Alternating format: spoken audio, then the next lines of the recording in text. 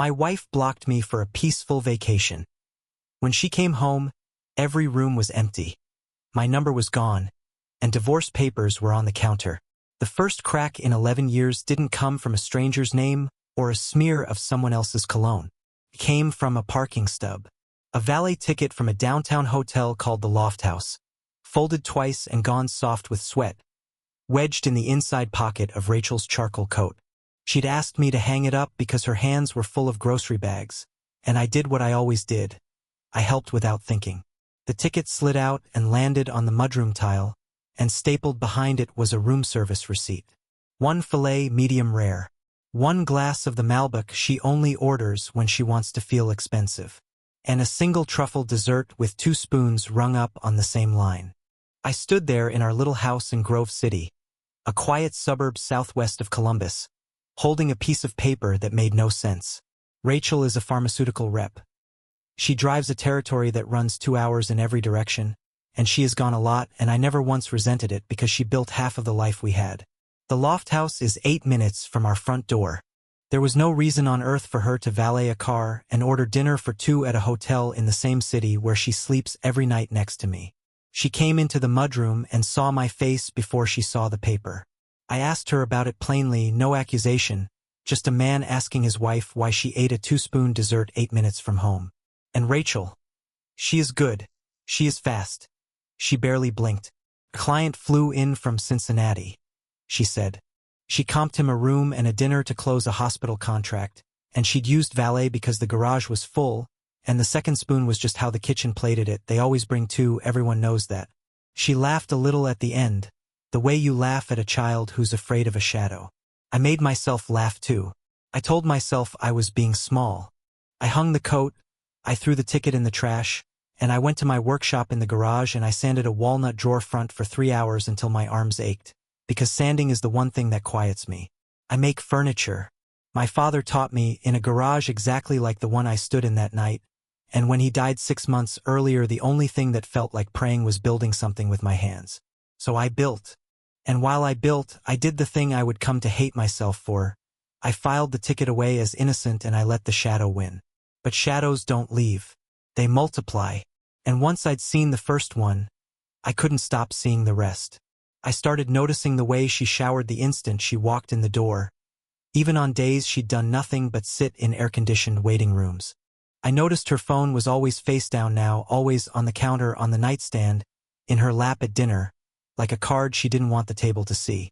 I noticed a second charger in the garage, a cheap white cable plugged into an outlet behind my table saw, and when I followed it, there was a little black phone I'd never seen, dead, hidden under a coffee can of screws. I told myself it was an old work phone. I told myself a lot of things that spring. Her mileage stopped matching her stories. She'd say she drove to Dayton and the odometer would show 40 miles round trip. She joined a gym across town and went 4 nights a week and never lost a pound or gained a muscle, and she'd come home from it smelling like restaurant and not like sweat. She bought new things, soft, expensive, private things, and when I noticed she said they were for herself, that she was learning to feel good in her own skin again, and she said it in a wounded voice that made me the villain for asking. She changed the passcode on the shared tablet. She started keeping her location off in the family app we'd used for years, the one we set up so we'd know the other got home safe in the snow. She turned herself invisible, one setting at a time, and every time I noticed I told myself a man who loves his wife should trust her. Then there were the girls' trips. A weekend in Hocking Hills with her college friends. A wine thing in Michigan. She'd come home glowing and vague, and one afternoon at a barbecue one of those same college friends mentioned, laughing, that she hadn't seen Rachel since Christmas. She said it lightly, the way you say something true you don't know is a knife. I smiled and refilled her drink and felt the floor tilt under my feet. The girls' trips weren't girls' trips. I had a wife who was leaving town to become someone I'd never met, and coming home to microwave my leftovers and ask me to fix the disposal. I could have kept lying to myself. God knows I was good at it by then. But the thing about the truth is it only needs 1 clean second of daylight, and Rachel gave it to me without ever knowing. It was the family app. She'd turned her own location off. But months back she'd added me to Bryce's shared circle by accident. Or maybe I'd been in a group she forgot existed. one of those neighborhood carpool things from a wedding we all attended. Bryce was a name I half knew, a guy who sold medical equipment in her orbit, tall, always in a quarter zip, the kind of man who says he's an entrepreneur. His location was still live. And one ordinary Tuesday, while Rachel was supposedly at a lunch and learn in Dublin, I watched a little blue dot named Bryce sit at our end of town for 3 hours, at an apartment complex I recognized because it backed up to the gym she never sweated at. I zoomed in. I watched 2 dots become 1 dot. And I sat in my truck in the parking lot of the hardware store and felt every organ in my body go cold and still. That alone I might have talked myself out of. But that night, killing time online the way you do when your chest won't unclench, I found a photo. One of Rachel's friends had posted a carousel from a vineyard the previous weekend. The same weekend Rachel had told me she was at her sister's, cooling off after a fight we'd had about nothing. And there, in the 4th photo, tucked behind the girl who posted it, was my wife. Rachel, in a dress I'd never seen, leaning into Bryce with her chin on his shoulder and her hand flat on his chest, both of them wearing the same braided leather bracelet, laughing at something the camera didn't catch. Tagged. Public. Time-stamped. It wasn't a shadow anymore. It was a photograph. I didn't cry. I want to tell you I did something loud and human, but I just closed the laptop and sat in the dark of my own living room, in the house I'd refloored with my own hands, and understood with a terrible calm that my marriage had ended weeks ago and no one had told me. The next morning I made her coffee. I want you to understand that I did that on purpose. I poured the beans she liked, I steamed the oat milk, I kissed her goodbye, and I watched her drive off to a job she may or may not have actually been going to, and I felt something in me go quiet and clear and cold, like a lake in January. I wasn't going to scream. I wasn't going to flip the table. Screaming is what you do when you still think the other person is going to change. I had stopped thinking that. What I was going to do instead was much quieter and much worse for her. I started keeping everything. Screenshots of the location history. The vineyard photo, saved 4 ways. The odometer photos I'd started taking without knowing why. Bank records where a joint card paid for hotel rooms and dinners in a city she supposedly never overnighted in. I built a folder the way I build a cabinet, square, level, no gaps. And I told no one because the second she knew I knew, I'd lose the one advantage I had, which was her belief that I was still asleep. And then she handed me the whole plan on a plate. It was a Thursday when Rachel announced she needed a peaceful vacation. She said the word peaceful like it was medicine. She'd booked 10 days at a wellness resort outside Sedona. Red rocks, silence, sound baths, a place to breathe. She said our marriage was drowning in noise and she needed to go somewhere and reset so she could come back and love me the way I deserved. And then she said the part that, looking back, was the whole knife. She was going to disconnect completely. A digital detox, she called it. No texts, no calls. She was going to block me. My number, my email, everything, so she wouldn't be tempted to reach into her old life so the silence could really heal her. She'd unblock me the day she flew home. She framed it as devotion, as work on herself, as a gift to us. I told her I understood. I told her to go find her peace. And inside, something in me that had been holding its breath for 11 years finally exhaled. Because a woman who blocks her husband for 10 days is a woman who has just told him she won't be checking on the house. She left on a Friday morning with 2 suitcases and a face full of serenity, and she blocked me before her plane left the ground. I know because I texted her a harmless "have a safe flight" and watched it never deliver. Here is what she didn't know. 2 days before she left, while she was at the gym that wasn't a gym, I'd gone through the locked filing box in her closet looking for the deed to the house. A house, it mattered, that my father had left me, that had never had her name on it. Not the deed, not the mortgage, because there was no mortgage. And in that box, I didn't just find the deed. I found a signed lease for an apartment in Dublin. Move-in dated for the month after Sedona. I found a consultation invoice from a family law attorney, paid, from 3 weeks earlier. I found a printed reservation for the Sedona resort, not for 1 guest seeking silence, but for 2, booked under her maiden name, with a note about a king suite and a couple's package. She wasn't going to find herself. She was going with Bryce. And the peaceful vacation, the blocking, the sound baths, all of it was the runway for her real plan, which was to come home rested, hand me a folder of her own, and take half of everything my father built while I was still trying to figure out what I'd done wrong. She was going to blindside me. She just made the mistake of telling me exactly when. So while she chased silence in the desert with a man who wore braided bracelets, I got to work. I called a lawyer of my own. A calm, methodical man who looked at my folder and said, mostly to himself, that this was the cleanest file he'd seen in years. I filed. Because the house was solely mine and there were no children and 11 years is 11 years, the papers were straightforward, and he had them ready in days. Then I called the friends I still had, the 2 guys from the old woodworking co-op, and I called a moving crew, and I called a storage company, and I emptied my life of her. I want to be precise about what I did because it matters. I did not throw her things in the yard. I did not burn a single dress. I hired professionals to pack every item that was hers, her clothes, her books, her grandmother's china, the wine fridge, all of it, carefully wrapped and labeled, and I moved it into a climate-controlled storage unit and I paid 3 months on it in advance. Everything of mine went into the workshop, into the truck, into a small rented place across the county line. And the furniture, every table, every shelf, the bed frame, the dresser. I'd built all of it with these hands out of walnut and oak my father and I had cured in that garage, and it was mine and it left with me. By the 10th day the house I'd carried Rachel into after our wedding was a shell. Bare walls, clean floors, sunlight lying flat across empty rooms with nothing to break it. On the kitchen counter, the only object in the entire house, I left a plain white envelope with the divorce papers inside. The storage unit address and access code clipped to the front, so she'd know her things were safe and where. And then I did the last thing. I called my carrier and I disconnected my number. Not changed it quietly, killed it. So that when Rachel landed and turned herself back on, when she finally unblocked the husband she'd kept in the dark for her own convenience, the first thing she'd discover was that there was no one on the other end of the line. My number was gone. I was gone. I got a new phone in a new town and I gave it to 5 people, and she was not one of them. I wasn't there when she came home. I heard how it went in pieces later, from a neighbor whose camera faces the street and from a mutual friend Rachel called in hysterics. She drove up from the airport still glowing, still full of red rocks and whatever she told herself about Bryce, and she used her key on a door that opened onto nothing.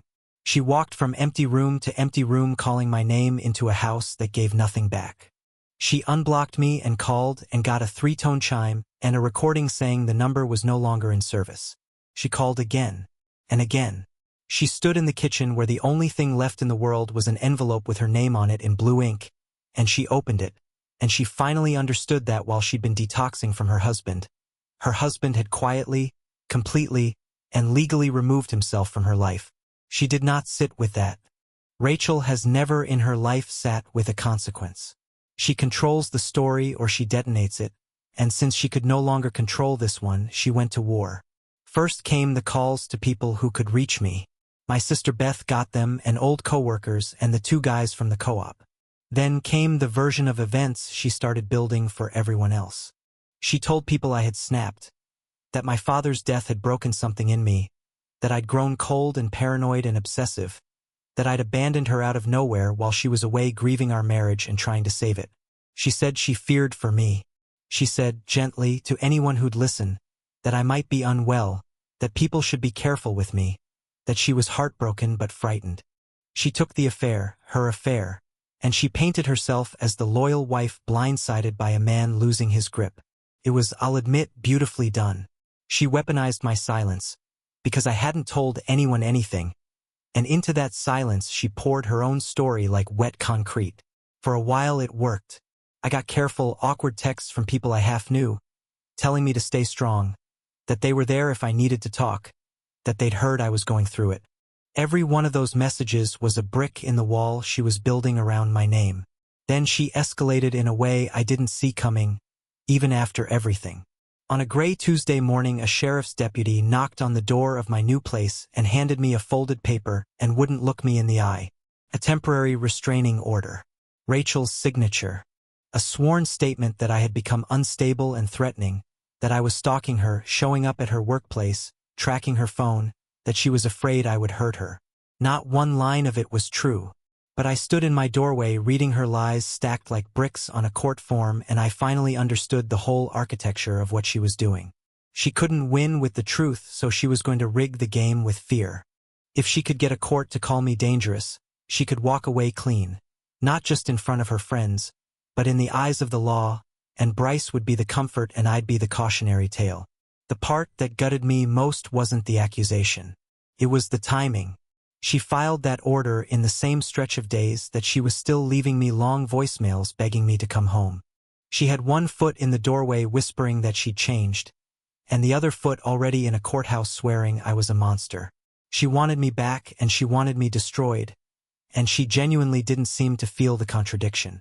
For 3 days I didn't eat. I paced my little rented living room like a man in a cell, sure I was about to be arrested for the crime of being cheated on. My lawyer, when I finally reached him, was calm to the point of boredom. He told me she wasn't trying to win a case. She was trying to make me flinch. He told me to keep doing exactly nothing except handing him everything I had, and I did. But before the hearing, Rachel found one more sacred thing to burn. My father's memorial. 6 months after he passed, my family had planned a small, private gathering at the state park where he used to take me fishing, to scatter the last of his ashes at the water he loved. Just blood, just the handful of people who actually knew him. Rachel had never even met him. He was gone before she and I ever got serious. And yet Beth called me one afternoon, confused, to ask why Rachel had messaged 3 different relatives saying she'd be there to pay her respects. She'd found out the date. She was going to walk into the one grief I had left and make herself the center of it. I called her, the first time we'd spoken since Sedona. I told her plainly she had no right, that she'd never known him, that she'd used my grief as a prop at dinner parties and now she wanted to use it as a stage. And she said the most quietly vicious thing I've ever heard, that if I truly wanted her gone I could tell her to her face at the water, but if any part of me still loved her, I'd let her come. She knew that my father's death was the one time in our whole marriage she had ever truly held me while I broke. And now she was reaching for that memory like it was hers to spend. I hung up. I didn't block her. I just sat on the floor and shook. She came anyway. The morning of the memorial was overcast, exactly the kind of sky my father would have called good fishing weather, and I stood at the edge of the water with the small box in my hands and watched her car pull into the gravel lot late, the way she was late to everything. She got out in the same coat she used to wear on our winter walks, and she started toward us across the grass like she belonged. My whole body locked, but my sister Beth moved first. She walked out to meet Rachel halfway, and she didn't yell and she didn't make a scene. She simply told her, quietly, that this was not her place, that she didn't get to grieve a man she never knew, that she had taken enough already, and she turned Rachel around by the shoulder and walked her back to her own car. Rachel's hands fluttered, her voice cracked, but Beth didn't bend an inch. I watched my ex-wife drive away with my father's name still unsaid on my lips, and I felt sick and violated and, underneath all of it, finally, unmistakably done. Some lines you do not cross, no matter how cornered you are. Rachel didn't just cross the line. She pretended it had never been there. That night she sent one text, from a number I hadn't blocked, that I was choosing silence over everything we'd built. And for the first time, I didn't feel a flicker of guilt, because I understood at last that my silence wasn't cruelty and it wasn't avoidance. It was the only thing keeping me alive. The restraining order hearing was 2 weeks later. I sat alone in a suit that hung off me. I'd lost 15 pounds I didn't have to lose, in a fluorescent courtroom that smelled like floor wax and other people's worst days. Rachel appeared by video, soft-spoken, pale, fragile in the exact calibrated way that makes strangers want to protect you. She told her story about the frightening, unstable husband. And then the judge, a tired woman who had clearly seen this play 1,000 times, looked down at the file my lawyer had submitted and asked Rachel one question. She asked why, if she genuinely feared for her safety, she had sent the respondent 31 text messages in a single night begging him to reconcile. The silence that followed was the loudest thing in the room. Rachel blinked. She stammered. She tried to pivot and there was nowhere to pivot to.